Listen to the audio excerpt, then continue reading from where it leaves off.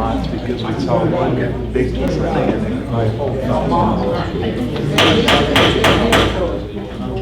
I'd like to welcome everyone to the Tuesday, August 11th, 2015 regular city council meeting.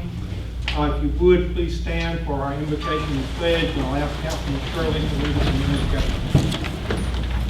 If you don't mind, I'm going to read from you from something I found in a Bible study this week, and it's something I've been preaching for a long time. Be humble and gentle. Be patient with each other, making allowances for each other's faults because of your love.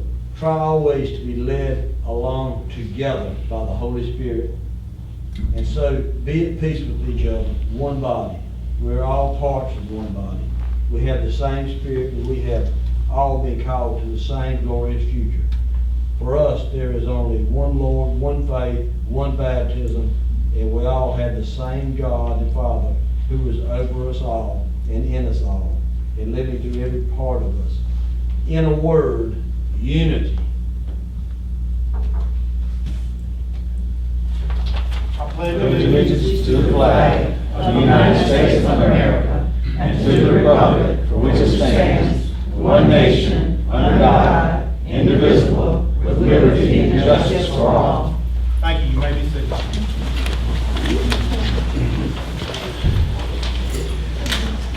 Item 3 on our agenda is a motion to waive the reading and approve the minutes of the Tuesday, July 14th regular city council meeting. So moved. Second. Have a motion and a second. Any discussion? If not, all those in favor, please signify by saying aye. Aye. Those opposed, nay.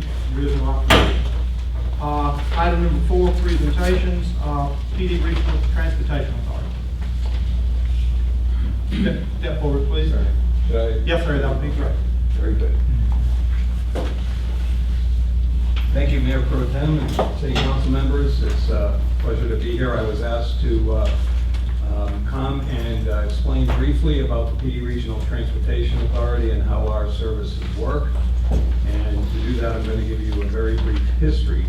The PDRTA was the first regional transportation authority in the state of South Carolina, enabled by an act of the legislature in 1974. We began operations in 1976. Our jurisdiction is the 6 counties in the PD area, including Darlington County. Our funding sources to allow us to, we are a public agency, so we basically try to cover our costs. About 2/3 of our resources financially are from federal grants. Approximately 20% is from the State Department of Transportation. The balance we have to find elsewhere, roughly 20 to 25% thereabouts. Part of what we collect from the customers that use our service is a very small increment of the true cost of providing that service, and that's true of any community in the United States. That's the way public transportation works. Initially, PDRTA got involved in Medicaid transportation, and throughout the PD region became pretty much the main carrier of people on Medicaid trips for much of the past 39 years, until 2007, when the state of South Carolina changed the game as to how transportation services for Medicaid eligible individuals would be provided. What happened in that year changed from PDRTA being pretty much the sole source provider of that transportation and us brokering out what we couldn't cover to us waiting for the phone to ring and being told who to take where and when, and receiving far less funding to do that. The Medicaid revenue for decades was our source to fill the pie and basically pay for everything we did. And as an agency, we grew and developed a significant network of public transportation services throughout the PD region. In fact, my first day and week on the job in October 2011, I relocated from running the system in Albany, New York, was the same week that we started a shuttle service here in Huxville called the Heart Bus. Under a lot of fanfare, and it was well-intended and a very promising service. As a new person to this community in this part of the country, I was excited to come over here and see what a beautiful city that you have, and how excited it was for that service to develop and hopefully be a significant element in the community. Unfortunately, I quickly learned that our financial house back at my agency was far from in order, and I uncovered years of deficit spending because of what happened with the Medicaid transportation back in 2007. And we came close to losing the agency because of the amount of financial distress that we were under. I ended up in 2013, after getting my board to approve such a dire move, reducing the agency by approximately 70%. That included personnel. I laid off approximately 80 people, sold a lot of equipment, closed satellite facilities in Marion and Sherrod. We basically contracted to try to save the agency and provide mission-critical transportation services. During that time, I also tried to do what I had been accustomed to doing in other states that have far more resources. Not that that's a problem, but it's just the reality, and I'm just stating the facts.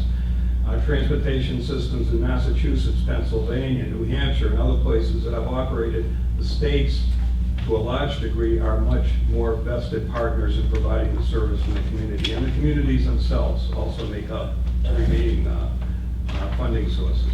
Not the case in South Carolina, and so basically I went on autopilot and approached the municipalities to try to save the service where we could. In Florence, the city of Florence, county of Florence, Darlington County, city of Darlington, Marion, and Lake City. Suffice it to say, in the vast rural territory that we served, we were not able to save the services. The Medicaid transportation we provided also led to the termination of our PDRTA contracts with many social and human service agencies, such as senior citizens associations, disabilities and special needs boards, Hope Health, and other such entities that provided various services to their constituents who needed transportation to access those services. The Medicaid situation pretty much unraveled all of those as well. So we pared down and were able to survive, thankfully, because in large part the municipalities that I mentioned a couple of minutes ago did resoundingly approve an increase in services to sustain transportation in their communities. And that was, I would love to say, not for me going and simply going on bended knee and asking for money, but me going and presenting data to show that there were increased use of the services in those communities, and through survey data explaining how approximately half of the people were riding to jobs, approximately 20% were riding to further their education, another 15 to 20% were going to medical appointments, and then shopping and so forth and so on. It was economic development. And what I was trying to present a case for was investment in mobility for people to be able to access services that most of us are blessed to have enough sets of car keys on our kitchen counter to do, but not everybody can. So the result was that we were able to survive that, and to this day we are seeing continual increases in services in Florence. We also run a circulator bus in the city of Darlington that operates 9 hours a day, Monday through Friday. We operate a commuter bus which runs 3 times a day from the Bilo in Darlington over to Florence Darlington Technical College, and further allows people from Darlington to access the route system in Florence. We also run a similar circulator bus in Lake City, 8 hours a day, 5 days a week. And from Lake City and from Marion, 2 separate buses that run every day of the year, except Christmas, 7 days a week, taking people to jobs in the Grand Strand area, predominantly hospitality jobs. Because not surprisingly, there's not enough work to be found in Marion County or in Lake City, so some people choose to ride the bus and pay $5 each way to go back and forth. We've managed, although it's a year-to-year environment that I live in, convincing those communities to continue to invest in those services so that the people that reside in those communities can continue to access services. Darlington is a wonderful story that I'll just spend 1 minute telling you. The services I described in Darlington cost approximately $250,000 annually to operate. Again, we're a public service. We're just trying to pay the bills. Of that amount, I have approached the local community, and first the city council in Darlington, with a local funding need of $45,000. That's a very small portion of $250,000. What I need in order to leverage and access the rest of the funding through grants. The city certainly is not in a position to provide that funding, and it's varied from each of the past few years. Last year, they subsidized PDRTA with $16,000. So we have a gap between the 16 and the 45. And I thought after that city council vote about 14 months ago that I'd have to eliminate a lot of the service in Darlington. But over the next 2 weeks, our phones rang. The PD Health Clinic, operated by a company called Genesis out of Columbia, said, "We hear that you're planning to cut service. Please don't, we want to help you." Adult Education came to us to say, "I hear you're planning to cut service in Darlington, please don't. A lot of people access your bus to get their GED diplomas, and I need you to keep that service running." Macedonia Church, the housing authority. I was floored and impressed, and the community, by new stakeholders coming to the table, many hands make light work, many hands solve that problem, and the service continues to run and see growth each of the past couple of years. So, I'm getting old, I've been doing this for 40 years, but I'm still learning that there's different ways to get done what you need to get done and provide a service that many people rely on to try to get from point A to point B. And so I appreciate you allowing me to come and speak to you. I'm not sure what the interest level is. I've already touched upon the fact that we attempted to have service here 4 years ago and it failed. Unfortunately, the primary reason was the funding situation that I described to you. But I certainly have the energy to continue to work and try to find where there are stakeholders in this community that may have interest in trying to determine if there is a need, and then to try to determine how we would address that need, and then to try to find out the financial solution to that need. The incentive to do this is that my agency can give an 80% off coupon. We can cover a lot of the costs through federal and state funds, but we do need that vital, important, and necessary non-federal piece to make it all work.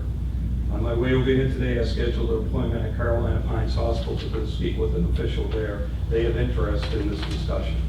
I had spoken to the Darnell First and runs First Step. She's interested in this discussion. It's been a couple of years since I met Mr. Shrum at Sunoco, but then he was interested. Nothing has happened since then. So I think if we can at least get the stakeholders, potential stakeholders around the table, and I would hope that the city would be one, that we could try to find some common ground and then try to determine how we identify the need, and then, if there is a need, how we address it, so that it's financially solved, successful, and used by people that really need it. I think you explained it very well, and the Darlington story is a piece that I did not know the other stakeholders coming in. I think we probably, and I don't want to speak for all the council members, but the data in Darlington, the ridership, I remember when it was the Harpless here in Hartsville, and more often than not, there were not a lot of riders on there. Right, that is And I don't know if it's the route or, I'm sure the need is there, but I think that's some things that we would need to look at. And ridership in Darlington, I've seen it going around Darlington, a number of riders a day and per month, per year would probably be illustrative for us. And I think you've done the right thing, reaching out to the hospital and others. Other council members, comments? What would be the amount of money that would be needed for the operating cost? That's a question without an answer, and because the amount would depend on the amount of service, and that would depend on what is the need. And so, we need to start the story and do a lot of research to identify the need. I would try to give you this different answer to your question. For 1 hour of service every weekday for a whole year, my agency would need approximately $5,000. Now, it costs a lot more than $5,000 to run a bus 1 hour a day, but we would need that much, and so, depending on what the service is, that would be the type of investment we'll be looking at. But I think before we even attempt to take a stab at answering your question, we have a lot of work to do. We have to find out, I think there'd be community meetings, it would be who needs transportation and why and when and where. Not only talking to the general public, but also a lot of the main businesses in the community and services that are provided, and find out what their feelings are. And I think that's what council wants to hear is, who else is interested besides just the city of Hartsville, footing the bill, because you know, $45,000 is a little much for us. I would think, and here again, I'm just speaking for myself, but if we had other stakeholders that could help whittle that down, and you've got 80% off coupon, Yep. so to speak. And keep in mind, sir, that is what happens in Darlington. Exactly. And the city does not provide us that amount of money. Right. But, you know, it's a level of service that I would not necessarily think is needed in Hartsville, but I don't know. As I keep saying, that's work that we have to do to try to. Of course, there's an adult education program here in Hartsville as well, and, you know, and all the medical needs and appointments and things, you know. Yes, Anyone else? Mr. I Mayor? had it before, there wasn't a whole lot of people using it. Well, that's where our work comes in. I mean, I keep focusing on the fact that before we would attempt to start any service, I would want to find out where it's needed. And then we have to educate people on how to use it. The growth in our Florence transit system in this past, our fiscal year mirrors the city's. The year that just ended, we carried just about 190,000 trips on buses. Now, mind you, it's a much larger community and we have several routes in that. But that's growing. That continues to grow every year at a pace that far exceeds the growth of the city. And, you know, we scratch our heads sometimes, but one quick answer is our phone is ringing all the time. How do I use that bus? You know, because it's difficult. If you go to any city, anybody that's traveling, go to a city and you even have any inkling that you might want to use the public transportation system, it's work to figure out how to use it. And that can be intimidating, but I think people overcome that intimidation and eventually simply make the call and say, please tell me how I do this. And more people are doing that. And that goes back to your point and your question. It's not only figuring out where the service should go, but then informing people, making it easy for them to use, bus stop signs, schedules, marketing, advertising, the whole gamut. And that's what we do. That's our We have to work on the need first. yes. I see where the population for Hartsville and Florence is about 6 times population of Hartsville. There's like about 30,000, 30-something. And the city of Florence provided PDRTA a subsidy this year of $165,000. My first year here, it was $85,000. So in a short, relatively short window of time, they have understood the risk involved in seeing that service dissipate and have really been tremendous in showing their support to have it continue. I just wanted to say, I see Reverend Blue in the audience this evening, and one of his church members was a faithful user of the PDRTA bus, and she lived in a major city before and moved here, and was very disheartened to see it leave. There is a great need for people that don't have access to people that have cars, that need to get doctor's appointments, that need to get to the grocery store, to the pharmacy, get medications. You know, the need is very great, and I'm not exactly sure what the rate of taxes there is, but I'm willing to say that I would feel that it's a whole lot more than PRTA. And I would like to see us try to see what we can do to be able to get the studies going. Thank you. I appreciate that impress all. Thank you very much. Thank you. Appreciate your coming. Thank you. You're welcome to stick around for this exciting thing.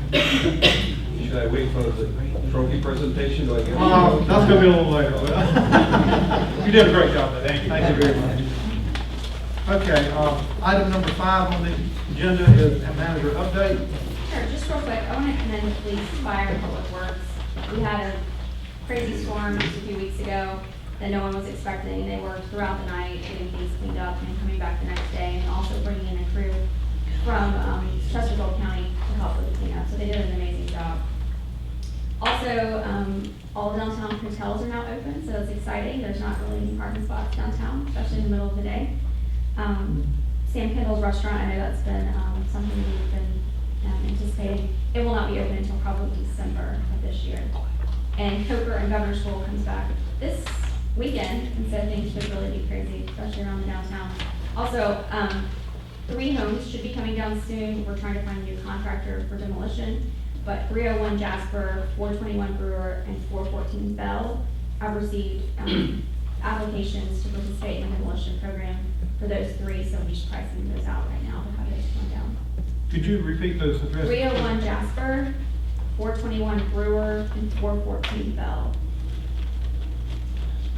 And that is all. You said we're looking for a new contractor. Yes, ma'am. What was the Bell Avenue address? 414.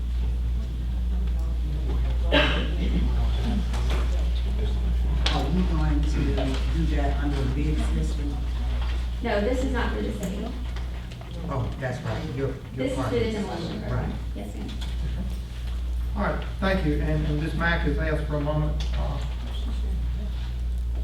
Yes, I'd like to, let everybody know that because I did not see, we were told in July that they were gonna have the National Bikers Roundup. And I did not see any signs saying, welcome to Hartsville, although our hotels were packed out. We didn't give, I don't feel like, proper welcoming. And so myself and Ms. Graham, we took it upon ourselves to go out into the community and look for bikers and welcome them to town. And, you know. Y'all the 2 that we're talking about. Yes, that was us. And so, I have my shirt here. Miss Jessica told me on, what was that, Jessica, Friday, that they had the Battle of the Line Dances. I about passed out. These are trophies that I won in Society Hill. One is for the best hula hoop, and the other one is for best old school dance. But when we had the Dixie Ponytail girls here, Ms. Graham, myself, and other council members, and Mr. Braddock, we went through the little parade, and they called me, I was line dancing away, and they called me off the stage when it was the hula hoop competition. So I'm saying that to say this, if we should ever have that huge amount of people in town again, I don't think we should be so fearful. We need to give them a chance and a fair opportunity. Just like we had parade for the Dixie Ponytail World Series, although Hartsville was not hosting that event, we were packed out. And I would have liked to see more, a more welcome atmosphere to the participants. I would say Jessica was out at the track Well, that was every day. Jessica. She was definitely involved, and that was not Jessica, that was, Hartsville Tourism representing us out there. So she did an amazing job, so I definitely don't want to take that away from her. And I'm not taking that away from her either, but she was at the drag strip, and in Hartsville, there was no signs. Gilda Bear had to put their marquee up to say, welcome, bikers. I just feel that we could have done more. And if we ever have something that big, I would like for us to do a better job of that. Thank you.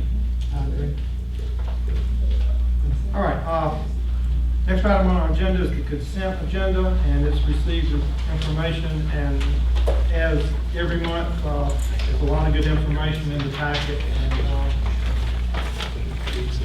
about the day-to-day operations of the city. Under unfinished business, item number 6, Madam Manager, would you proceed? It's, public hearing and final reading, ordinance 4204, ordinance to lease the property on the corner of Marlboro Avenue and 7th Street to the Hartsville Rescue Squad. Okay. I declare the public hearing open. anyone would like to speak to this matter, please come forward, state your name and address, and limit your comments to 2 minutes. Hearing no one, I close the public hearing. Is there a motion? Yes, sir. Okay, for a second. Okay, the motion's been made and second. Is there any discussion? There is no discussion. All those in favor of ordinance 4204, please signify by saying aye. Aye. Those opposed, nay. There is no opposition. This ordinance passes. Item number 7, Madam Manager. Public hearing and final reading of ordinance 4205, an ordinance to lease the property at 407 Middle Avenue to a Hartsville police officer as required of the city's CDBG match for the Oakdale Village Renaissance Experience. Okay. Thank you. I declare the public hearing open on ordinance 4205. If you'd like to speak to this ordinance, please come forward, state your name and address for the record, and limit your comments to 2 minutes or less. Hearing no one, I declare the public hearing closed. Is there a motion on ordinance 4205? Second. Okay, the motion's been made and seconded. Any discussion? Hearing none, all those in favor of ordinance 4205, please signify by saying aye. Aye. Those opposed, nay. There is no opposition. Ordinance 4205 passes. Item number 8, Madam Manager. Public hearing and final reading of ordinance 4206, an ordinance setting a franchise fee rate for cable service providers upon expiration or termination of an existing franchise for cable service.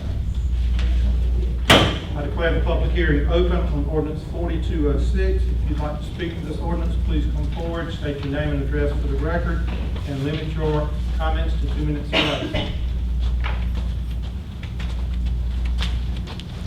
Hearing no one, I declare the public hearing closed. Is there a motion on ordinance 4206? Okay, the motion's been made and seconded. Is there any discussion on ordinance 4206? Hearing none, all those in favor of ordinance 4206, please signify by saying aye. Aye. Those opposed, nay. There is no opposition. Ordinance 4206 passes. Item 9, Madam Manager. Public hearing and final reading of ordinance 4207, an ordinance granting consent to application of franchise for cable or video service and setting the franchise fee. I declare the public hearing open for ordinance 4207. If you'd like to speak to this ordinance, please come forward, state your name and address for the record, and limit your comments to 2 minutes or less. Hearing no one, I declare the public hearing closed on ordinance 4207. Is there a motion? So moved. Is there a second? Second. Okay, motion's been made and seconded. Any discussion on ordinance 4207? Hearing none, all those in favor of ordinance 4207, please signify by saying aye. Aye. Those opposed, nay. No opposition. Ordinance 4207 passes. Item number 10, Madam Manager. Public hearing and final reading of ordinance 4208, an ordinance amending the Hartsville City Code, Chapter 66, Planning, Section 66-29, Comprehensive Plan Requirements. Okay, thank you. I declare the public hearing open.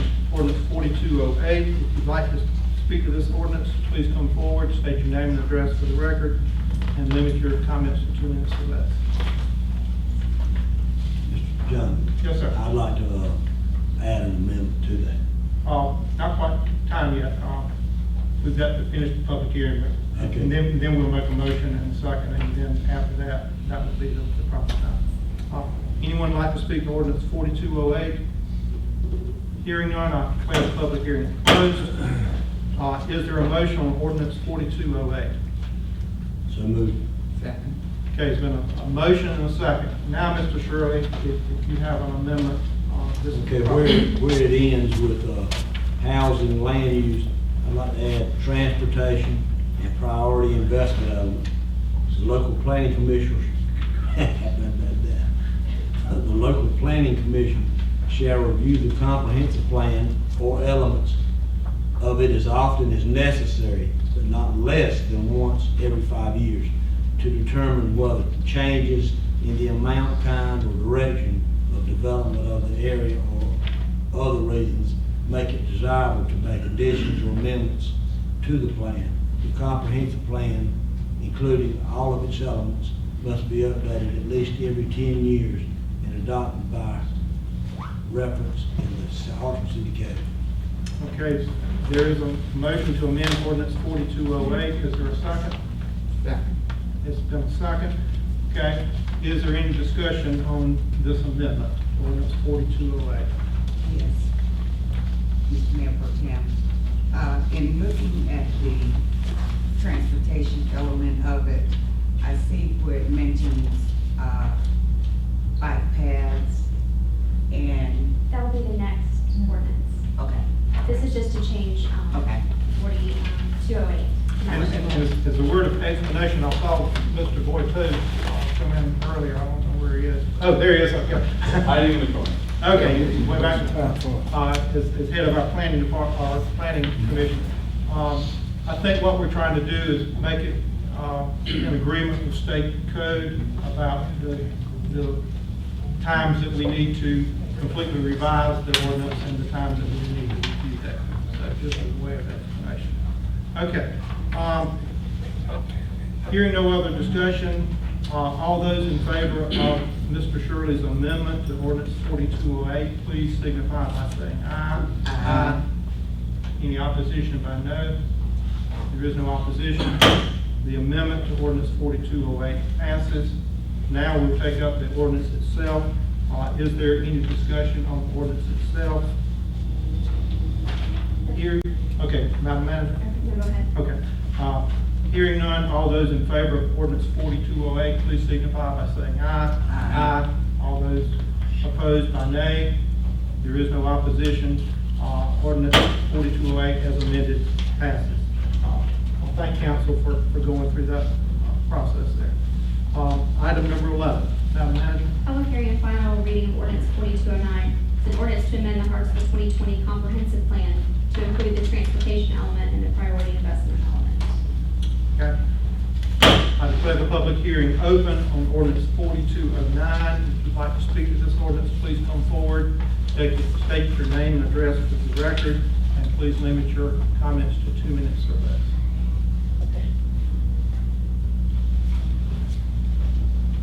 Hearing no one, I declare the public hearing closed. Is there a motion on ordinance 4209? So moved. Is there a second? Okay, motion's been made and seconded. Is there any discussion? Ms. Mack? Yes, I wanted to ask about the pedestrian, there's transportation, and I see it does, the bike paths and everything. Would the pedestrian, safe pedestrian has not come under that? Which page is this?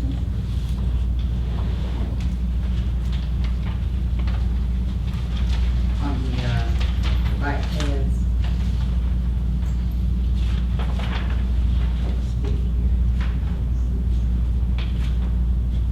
There was a pedestrian bike path on page 6. I don't know if that's- Yes. Okay. Yes. Sidewalks, with the light coming at, Fifth Street at Walmart at the Hartsville Crossing, is there anything we can do to provide sidewalk on the other side of Fifth Street going to Walmart? I mean, it would be the city could have, there's not really any grant that we can apply for that right now, but we could, there's not any funds allocated this year. That would be done through the budget process. That would be the only way. Okay, so I need to write that down. The business park does not have any more money left after the traffic lights and everything is finished. There's not excess in there. What year? For 2016? Yes, ma'am. And we'll start the budget process again, probably March. All right, because that's a very dangerous place, and pedestrians, day or night, it's barely big enough for a car, and then pedestrians have to walk on the grass, and the grass is rolled up, and it's a safety concern. and I'd like to see that addressed, whenever it's time. I would also like to see, separation between the road and the bike path, such as on Home Avenue, it's on West Carolina Avenue. You got a patch of grass, Oh, okay. Going out to Will County Gardens. yeah, between you got the sidewalk and about this much grass before you get to the road. But on Sixth Street, the bike path is right at the road. I'd like to see some changes to that. And I think it varies, as depends, I think on Dunlap, there's a separation, but if you go down Power, I think the light path is really part of Power Line. And I know it's part of Washington Street, is the sidewalk. It's part all of right this- on Washington yeah. Street. But Got Sixth Street, and I, exactly. Petition between the road Yeah. and the sidewalk, I'm just So trying you're to, wanting something between the sidewalk or the bike path? the bike path. You know, on Sixth Street, everyone parks in the bike lane. And we've addressed that before, and council did not want to enforce no parking in the bike lane. Is there any option to reroute Reroute the Sixth Street portion? to a different street. Is that what you're asking? We can look into that. We don't have, there's no funds allocated to do anything like this. I know. So you're wanting that just to be parking now and not a bike path? I want us to look at the possibilities of rerouting it. If it can't be, if it can't come to the, fact where the cars can park and the bikes travel safely at the same time, then I want to know, can we consider relocation of the bike path? So a new bike path? Okay. That's something we can look into. And that would just be parking along Sixth Street? Yes. Okay. any other, discussion on ordinance 4209? Okay, I think we've had a motion and a second, is that correct? Yes. Okay, if there is no other discussion, all those in favor of ordinance 4209, please signify by saying aye. Aye. Those opposed by nay. There is no opposition. Ordinance 4209 is passed. Item number 12 on our agenda. Madam Manager? Public hearing and final reading of ordinance 4210, ordinance to amend Chapter 70, solid waste, Article 1 in general, Section 70-3, commercial solid waste user fee. Okay. I declare the public hearing open for ordinance 4210. If you'd like to speak to this ordinance, please come forward, state your name and address for the record, and limit your comments to 2 minutes or less. Hearing no one, I declare the public hearing closed. Is there a motion on ordinance 4210?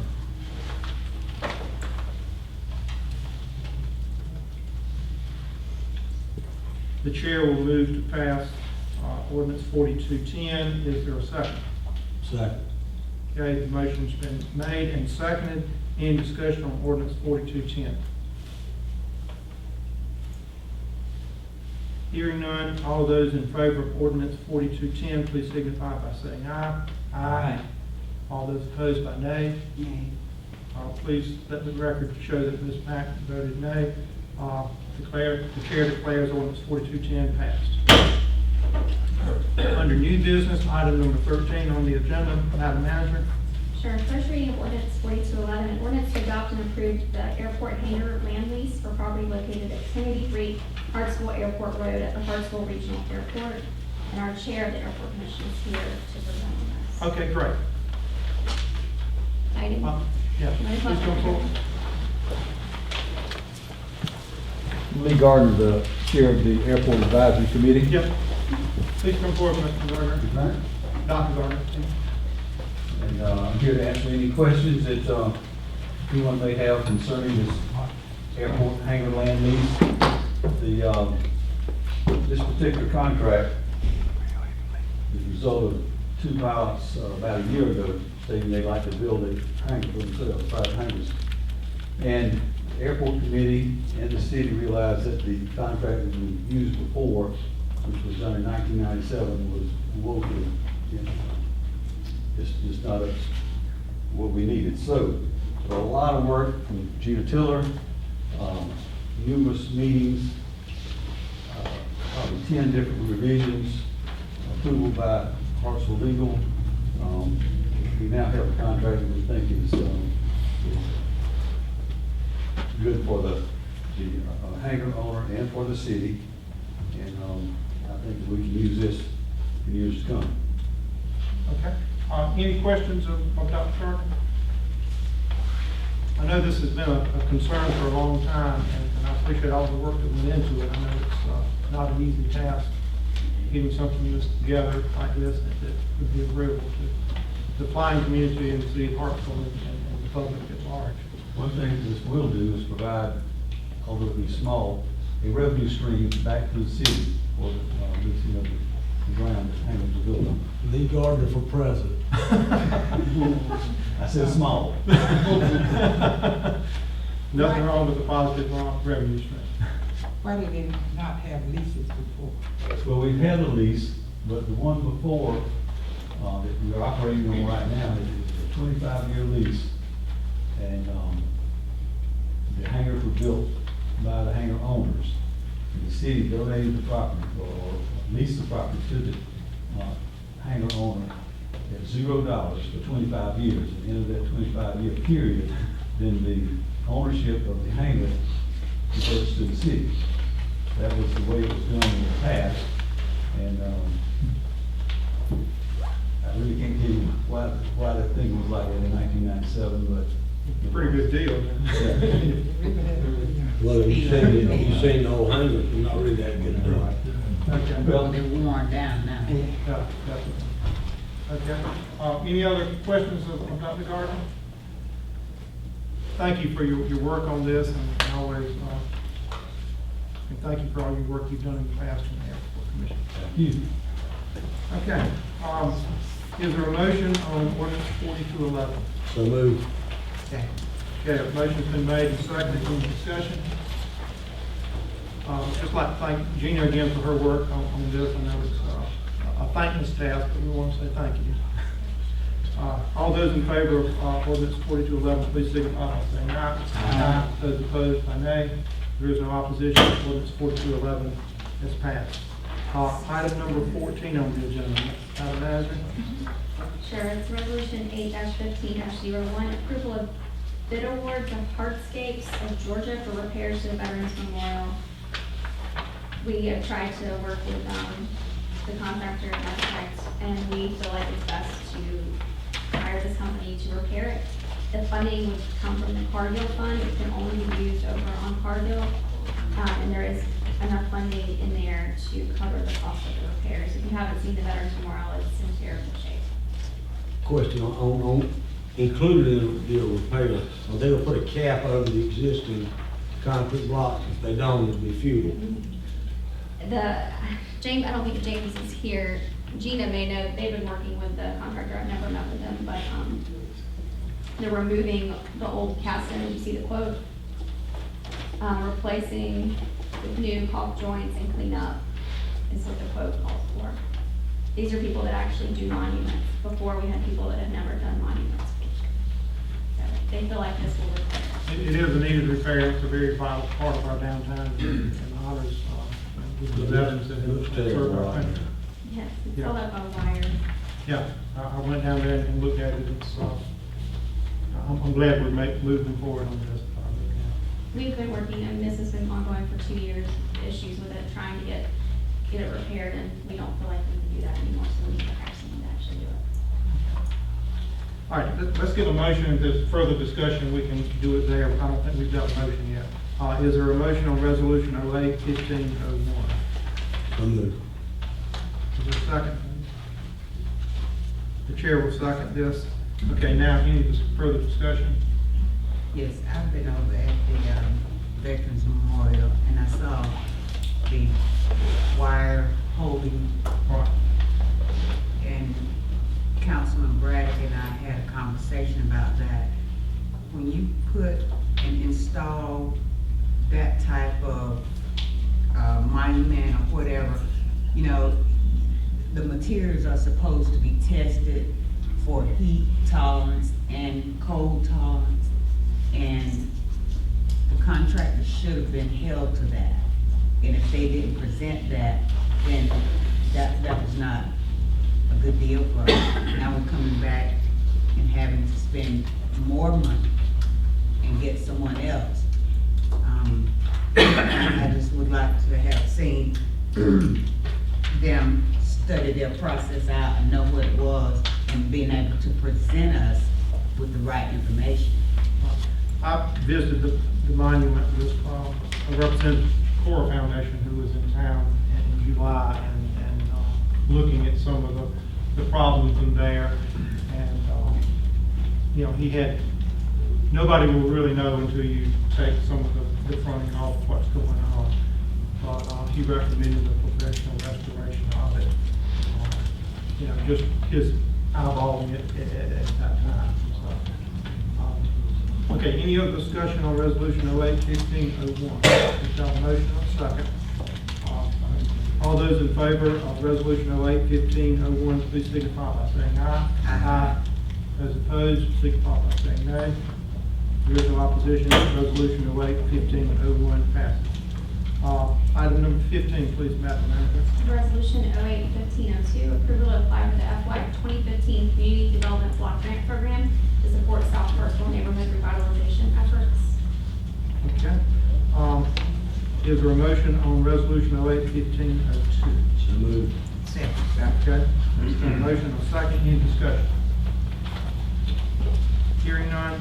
All those in favor of resolution 08-1502, please signify by saying aye. Aye. Those opposed by nay. There is no opposition. Resolution 08-1502 is passed.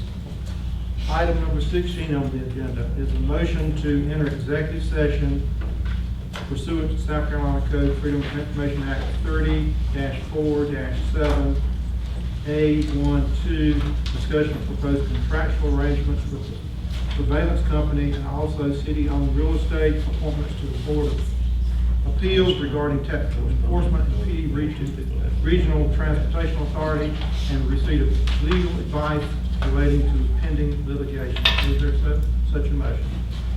So moved. Second. Motion's been made and seconded. Any discussion? All those in favor of the motion to enter into executive session, please signify by saying aye. Aye. Those opposed by nay. There is no opposition. We are in executive session. I'd like to thank everyone for coming.